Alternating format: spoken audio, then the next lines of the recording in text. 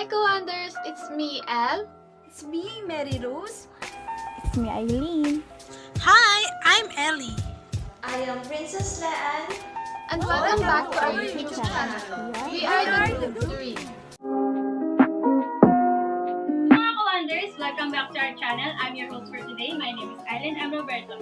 And today, our topic is the importance of infant and toddler years, infant toddlers, and their family, also the responsive programs. Paano nga ba natin ito i-explain? I-explain natin ito sa pamamagitan ng paglalaro ng Who Knows It Better? To formally start our game, let's welcome our players, Miss Ellie and Miss Mary Rose. Wonders! It's me, Mary Rose. And I'm Ellie.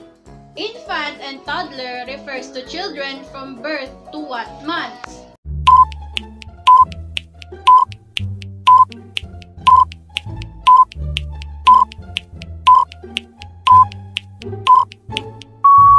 Raise your answers! The correct answer is 36 months. Infants are babies from birth approximately to 12 months of age, while toddlers are babies from 12 months of age to 36 months of age. Sometimes we may refer young toddlers from 12 months of age to 18 months of age, and older toddlers from 18 months of age to 36 months of age. A child's learning begins when?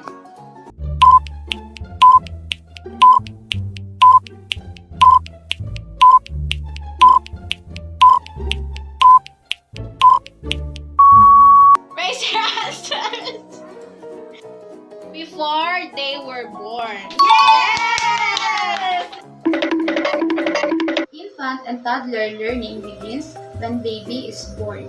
Study shows that when babies are born, they already acquired language, food preferences, and also emotions. A baby's hearing develops around 24 weeks in the womb, which allows them to hear and learn the sound of their mother's voice, and also be able to recognize their native language. These years of life are vitally important for children.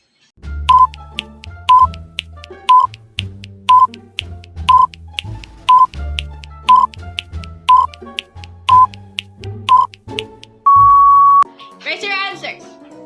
2 points, 1 point for Ellie, 2 points po kay Hermo. Ang galing-galing ni Hermo. The prenatal period and the first 3 years of life are vitally important for children and adults they will become. Research on brain development has influenced the way parents and professionals view the significance of these first 3 years of life. Infant and toddlers learn in ways that we are just beginning to understand.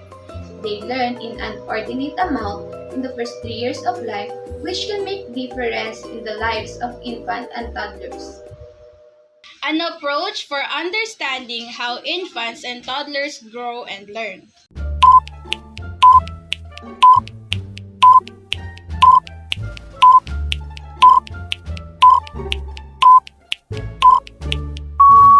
Raise your answers! Oh! Tayo na po silang dalawa. Ay, What? Hindi. Malabo kasi yung paningin ko, so akala ko ano yun.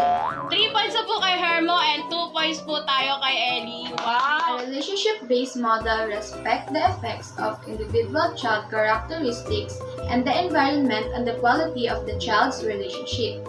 These relationships then become the filter and the catalyst for children's sense of well-being and development. Relationship-based approach is important because it provides positive, caring relationship with parents, family members, teachers, and early interventionists is clear. Caring relationships help infant and toddlers feel safe and secure.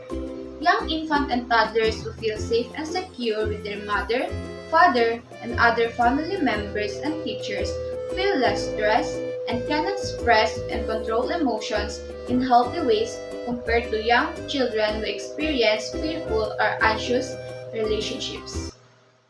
What are the 3 relationships fundamental to the human experience?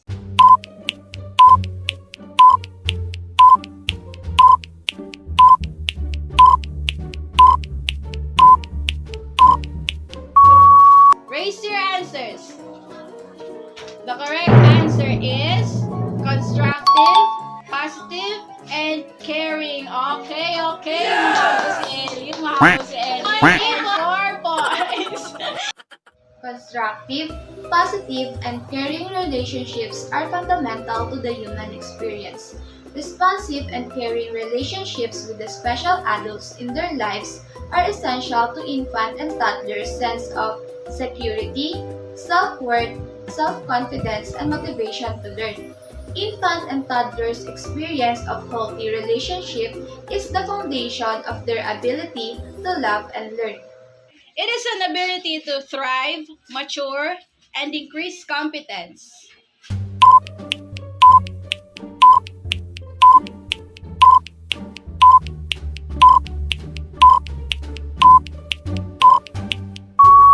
Raise your answers.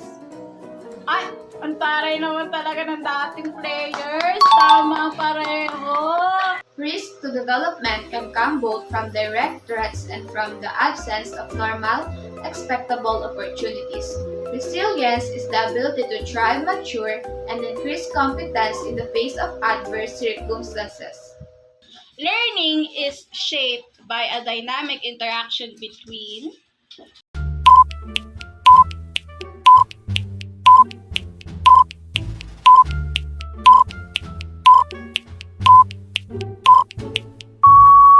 Raise your answers.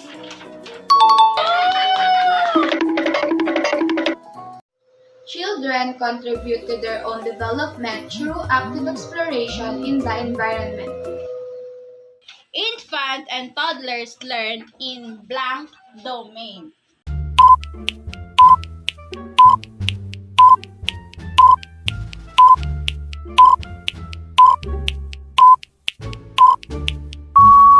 Raise your answers. All domain. Wow, tama po ang ating eighth players. Infant and toddler learn in all domains. The early years are important because infant and toddler learns in social, emotional, language, cognitive, and physical, motor, or perceptual domain of learning. The letter E that also affects infant and toddler relationship with others.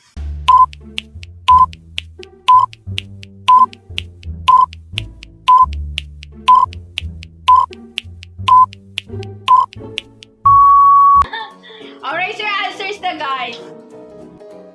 Ang tamang sagot ay ecology. How the ecology affects the relationship. When infant and toddlers are physically, emotionally, and cognitively healthy and experiencing positive relationships, it is because of the support system that involves family, culture, neighborhood, community, and society that knows how to care deeply in the first 3 years of life. According to the bioecological system theory, the ecology, the personal and physical environment influences the nature of the relationship that the child experiences. These relationships are most influenced by the immediate settings, namely family, community, and the early care and learning program that the child is experiencing. He stated that nurturing human relationships are the active ingredients of healthy development.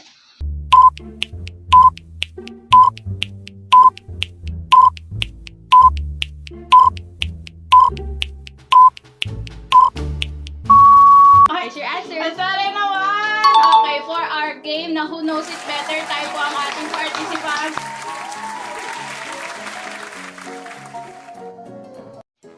And your host is back at it again para introduce ang next game, which is Fact or Bluff. Sa ating next segment, Fact or Bluff, here is your question. Number 1. The definition of quality is simple. Raise your answers. Ay! Hula lang yan, oh! Ang galing! Parehas 1 point! Wow! Definition of quality is not simple. Each of these items, safety, families, a warm relationship, and an engaging environment, has its own defining elements. Safety includes more than keeping the environment clean and free of hazards. It includes preventing the spread of infection and promoting healthy practices and good nutrition. Communication between families and infant and toddlers teacher begins with supporting the parent-child relationship. The quality of the relationship between the infant and toddler teacher and the child are affected by the teacher's own relationship, history, training, knowledge, and skills. Relationships and environments are affected by the program's curriculum, ratios, and group sizes. Raise your answers. Oh my God! Tama ulit kayo na! Curriculum, ratio, and group size are elements need to be considered in creating high-quality program. Other are subtle, subjective, and relationship-based. Every element is influenced by the societal attitude and policies toward care and learning programs. Ratios and group size affects how teachers provide responsive care. Raise your answers. Tama ulit, players. Ang galing nyo dito sa part na to. Dapat pala. Caring well for only one child can be a full-time job. It takes time for the teacher to provide responsive care that promotes healthy development. One teacher cannot be responsible for more than few infant and toddlers. Very young children, in turn, are easily overwhelmed by the noise and activity of large group of people. In order for them to focus and learn, they need to be in a group of limited sizes. Benefits of low ratios include secure attachment, relationship, more complex play with peers and objects, more proficient adaptive language, and fewer problems such as aggression and anxiety. Primary and secondary caregiving is the practice of one infant toddler teacher being most responsible for each child. Raise your answers. Primary caregiving is the practice of one infant and toddler teacher being most responsible for each child. The teacher and child develops a predictable and deepening relationship. The family has one person to depend on for sharing of information. Continuity of care helps a child believe that people remain in her life is caring. Raise your answers. Ay! Tama si Hermo! Wait lang, kasi sabi diba, responsive caring helps na maisip ng bata na scary yung niya. Wait a minute! Is caring! Pagkatindi ko kasi scary, kaya sabi ko, Continuity of care helps a child believe that the people remain in her life is caring, meaningful ways that she can rely on and safely love other people. When primary caregiving is responsive and continuous over at least a year, children have fewer difficult behaviors at home and are more cooperative in both environments, home and child care. Children who experience changes in caregiving before 24 months were more aggressive as toddlers. There are some of the benefits of continuity of care in infant and toddler. First is, children experience less stress. Children are supported through difficult and challenging parts of life. Children are supported in developing relationships with other children. Children are more successful communicating non-verbally and verbally. And children are more comfortable engaging in play, taking risks, and trying new things. Infants and toddlers develop expectations of how they will be cared for in their first days of life. Raise your answers. Ay! The tables have turned. Si Ellie naman yung Cultural and linguistic continuity. Infant and toddlers develop expectations of how they will be cared in the first day of life. In today's diverse communities, it is unlikely that all children will have a teacher from their native culture. However, learn the words of affection from families and try to match the family practices. They can include pictures, toys, or artifacts of a specific culture in their environment, and they must always speak of the child culture with respect. Taking a bath is the primary defense against illness in infant toddler care and learning programs. Where's your answers? Ang galing naman talaga yung dalawang players natin para sa tama. Hand washing is the primary defense against illness in infant and toddlers care and learning programs. It is a basic step in hygiene that it is amazing how often it is either not done when it should be or is done improperly and ineffectively. Hand washing also reduces the spread of colds and respiratory infections and protects the children as well as the infant and toddler teacher from illness. A second important area of hygiene in a group care is diapering. Raise your answers. Oh my God! Bakit ganyan? Panalo kayo pareho! Tama naman talaga. Ang galing manghula. Ano ba, Miss Universe? Second important area of hygiene in group care is diapering. Diapers must fit snugly to hold solid and be able to absorb and hold liquids. Adults who diaper and assist children with toileting can also spread germs. The keys to infection controls to diapering and toileting are: diaper children on an elevated surface used only for diapering, away from food preparation and within reach of hand washing. After diapering and toileting, both child and adult must wash their hands. Clean and disinfect the diapering surface after each use. Clean and disinfect toileting areas daily and when soiled. Discard dirty diapers in a covered step can.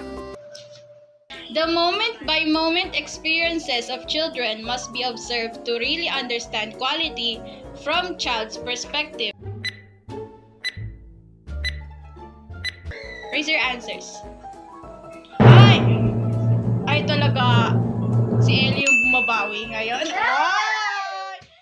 In the first weeks of life, they cannot even support their own heads when being held.